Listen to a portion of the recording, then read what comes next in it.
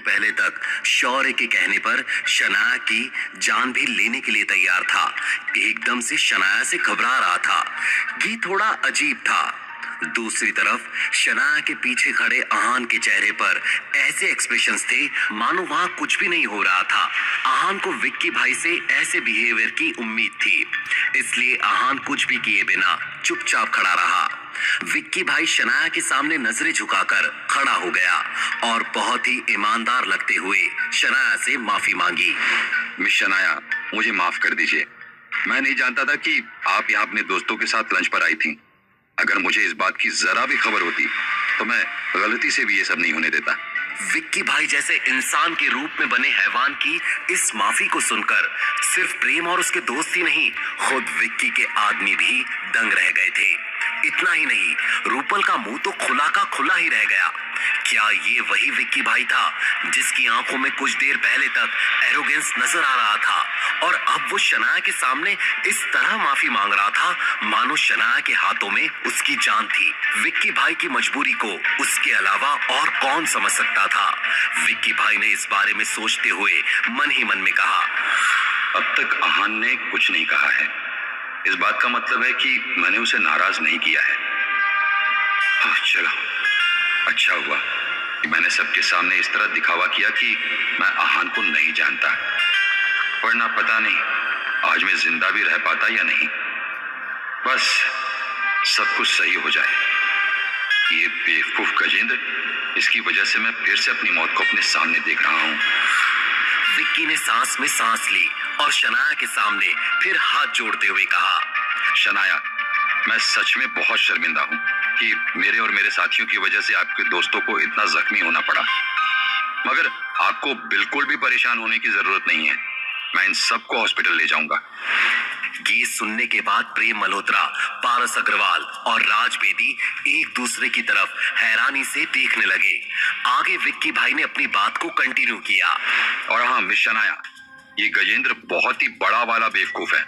इसकी अय्याश हरकतों की वजह से आज आपको और आपके दोस्तों को इतनी परेशानी हुई। वैसे तो इस नालायक गजेंद्र की गलती की मैं चाहकर भी कोई भरपाई नहीं कर सकता, लेकिन फिर भी आपको जो भी टेंशन और इरिटेशन हुई है उसके बदले मैं आपको 50 लाख रुपए भेज दूंगा। प्लीज उसे कम मत समझिएगा। ये कहकर विक्की भाई ने नजरें चुराकर आहान की तरफ देखा। विक्की भाई ने कुछ सोचा और अंदाजा लगाते हुए मन ही मन में कहा, लगता है ये मेयर का बेटा और उसके दोस्त आहान के साथ अच्छे टर्म्स पर नहीं है। वरना आहान इनको ऐसे मार खाते हुए नहीं देखता। खैर जाने दो, अच्छा ही है मेरे थोड़े पैसे बच गए। विक्की भाई के दिल में चल रही बातों से अनजान शनाया ने हिचकिचाते हुए उससे कहा, ये तुम क्या कह रहे हो? विक्की भाई शनाया के इस सवाल के पीछे का मतलब समझ गया। वो जानता था कि आगे शनाया उससे पैसे लेने से मना कर देगी, इसलिए विक्की भाई ने उसे टोकते हुए कहा, मिस शनाया, आप ज्यादा सोचकर परेशान मत होइए। मैं एक बार फिर से माफी मांगता हूँ। थोड़ी देर में पैसे आपके पास पहुंच जाएंगे और मैं किसी को भेजकर आपके दोस्तों को हॉस्पिटल भिजवा देता हूँ। अब हम चलते हैं, अपना ख्याल रखिएगा। ये कहकर शनाया की किसी बात को सुने बिना ही विक्की भाई वहां से चला गया। गजेंद्र अपने बॉस की नाराजगी से घबरा रहा था, तो उसने भी रूपल और बाकी सबको नजरअंदाज कर दिया और जल्दी जल्दी में विक्की भाई का पीछा करने लगा। और बचे कुचे 4-5 आदमियों ने मिलकर प्रेम, राज और पारस को उठा लिया। अब फाइनली प्राइड होटल के उस प्राइवेट रूम में शनाया, आहान और रूपल ही बचे हुए थे। शनाया ने एक गहरी सांस ली और ये फिगर आउट करने की कोशिश करने लगी कि अभी अभी उसके साथ क्या हुआ था। रूपल की भी हैरानी का कोई ठिकाना नहीं था। उसने शनाया से सवाल करते हुए कहा, शनाया, वो विक्की भाई तुमसे इतना क्यों डरता है? तुम्हें देखने के बाद तो विक्की भाई के होश ही उड़ गए थे। रूपल के सवाल को सुनने के बाद शनाया एक कुर्सी पर बैठ गई और एब्सेंट माइंडेड होकर बोली, रूपल, अगर मैं ये कहूँ कि इस सवाल का जवाब मेरे पास भी नहीं है तो क्या तुम मुझ पर यकीन कर पाओगी? मैं तो खुद ही कंफ्यूज हूँ कि मुझे देखने के बाद उस खतरनाक गुंडे को सांप क्यों सूंघ गया था। ये सुनने के बाद रूपल ने पूछा, तुम माफिया वालों को कैसे जानती हो शनाया? मुझे शुरुआत से इस विक्की भाई के बारे में सब कुछ बताओ। ये क्या चैप्टर है? शनाया ने रूपल को प्लाजा बार में हुई हर एक बात बता दी उन सब बातों को याद करते हुए शनाया एक बार फिर से सहम गई थी। उस दिन की बात और आज जिस तरह का बिहेवियर विक्की भाई का था, उन दोनों चीजों के बारे में सोचकर रूपल थोड़ी कंफ्यूज हो गई। बहुत सोचने के बाद भी रूपल को इन दोनों बातों में कोई भी कनेक्शन नजर नहीं आ रहा था। इस बारे में सोचते हुए रूपल ने मन ही मन में कहा, ऐसा कैसे हो सकता है? शनाया कह रही है कि उस दिन प्लाजा बार में पुलिस के आने की वजह से सब कुछ रुक गया था, और उस दिन के बाद आज जब शनाया और विक्की एक दूसरे से मिले तो विक्की भाई के सारे तेवर कहीं गायब ही हो गए थे। जो गुंडा शहर के मेयर से नहीं डरता, वो पुलिस के इन्वेस्टिगेशन और केस के डर से शनाया के सामने भीगा बिल्ला कैसे बन सकता है? इस मामले में कुछ तो गड़बड़ है। ये सोचने के बाद रूपल ने एक नजर आहान की तरफ देखा और आंखों में एक अजीब तरह का डाउट लेकर कहा, सुनो आहान, क्या तुम विक्की भाई को जानते हो? ये एक औरत का सिक्स्थ सेंस था जो रूपल को ये कह रहा था कि विक्की भाई के बदले तेवर का आहान से कोई ना कोई लेना देना तो जरूर था। मगर आहान ने ये सवाल सुनने के बाद अपने कंधे उचकाकर कहा, क्या तुम कोई मजाक कर रही हो? मैं एक आम इंसान हूँ, मेरा किसी गुंडे से क्या लेना देना हो सकता है भला? आहान ने अपनी बात इस तरह कही थी कि शायद ही कोई उसकी बात पर शक कर पाता। वो बहुत अनजान बनकर ऐसा प्रिटेंड कर रहा था कि विक्की भाई का नाम उसने पहली बार सुना था। मगर रूपल ने एक बार फिर से कंफर्म करने के लिए उससे पूछा, क्या सच में? आहान ने हेल्पलेस लगते हुए रूपल से कहा, अगर यकीन नहीं है तो जाकर उस विक्की भाई से ही पूछ लो। सिर्फ रूपल ही नहीं, शनाया को भी ये डाउट हुआ था कि कहीं आहान का तो इस सब में कोई हाथ नहीं था। मगर शनाया के इस अंदाजे में कोई भी लॉजिक नहीं था। जैसे कि आहान ने कहा था, आहान एक नॉर्मल इंसान था जिसका स्पॉटलाइट से कोई लेना देना नहीं था। वो किसी गुंडे को पर्सनली कैसे जान सकता था? ये सोचकर शनाया ने इस बारे में सोचना बंद कर दिया था। लेकिन रूपल को आहान पर शक करने से छुटकारा नहीं मिल रहा था। ये थोड़ा फिशी है। आहान ने प्रेम को उस गजेंद्र से पंगा लेने से भी रोका था, लेकिन किसी ने उसकी बात नहीं मानी। यहाँ तक मैंने भी आहान को बुज़दिल समझा। क्या आहान पहले से इस बारे में जानता था? ये सब कोई इत्तेफाक है या सच में मेरा इंट्यूशन सही तरफ जा रहा है? दूसरी तरफ उस प्राइवेट रूम से बाहर निकलने के बाद गजेंद्र ने जल्दी से विक्की भाई को अप्रोच किया। सॉरी भाई, मेरा आपको किसी मुसीबत में डालने का कोई इरादा नहीं था। मगर विक्की खुद इतना घबराया हुआ था कि उसके लिए गजेंद्र को डांट लगाना बिल्कुल भी जरूरी नहीं था।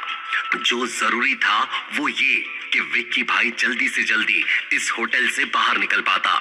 इसलिए विक्की भाई ने गजेंद्र की माफी को नजरअंदाज कर दिया। गजेंद्र ने हिचकिचाते हुए कहा, भाई वैसे वो लड़की का क्या नाम था? हाँ, शनाया। क्या वो किसी बड़े बैकग्राउंड से आई है?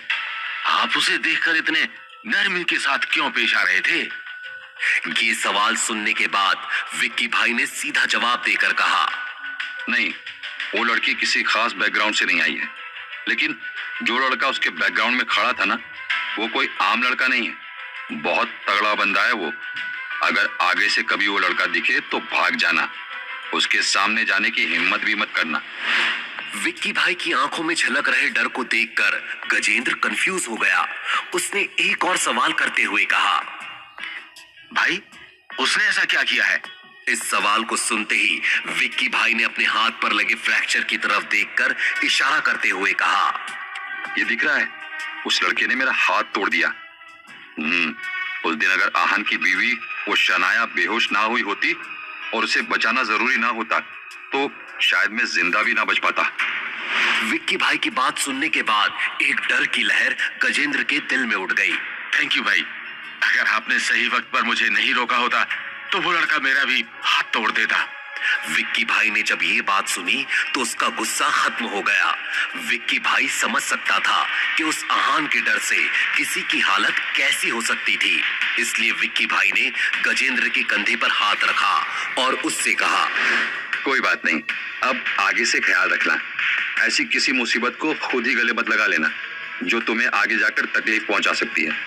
समझ गए? गजेंद्र ने इस बात पर तुरंत हामी भर दी और विक्की भाई गजेंद्र और अपने बाकी आदमियों के साथ वहां से चला गया। शनाया और आहान भी कुछ देर के बाद घर पहुंच गए। दोनों फ्रेश होकर लिविंग रूम में आए ही थे कि उनके घर का डोरबेल बजने लगा। शनाया ने आहान की तरफ देखकर उससे सवाल करते हुए कहा, आहान, मॉम तो शाम में आने वाली थी ना, जल्दी कैसे आ गई? आहान को भी कुछ पता नहीं था। उसने कंधे उचकाते हुए शनाया से कहा, पता नहीं, मैं दरवाजा खोलता हूँ, शायद मॉम कुछ भूल गई होंगी। ये कहते हुए आहान दरवाजे की तरफ गया।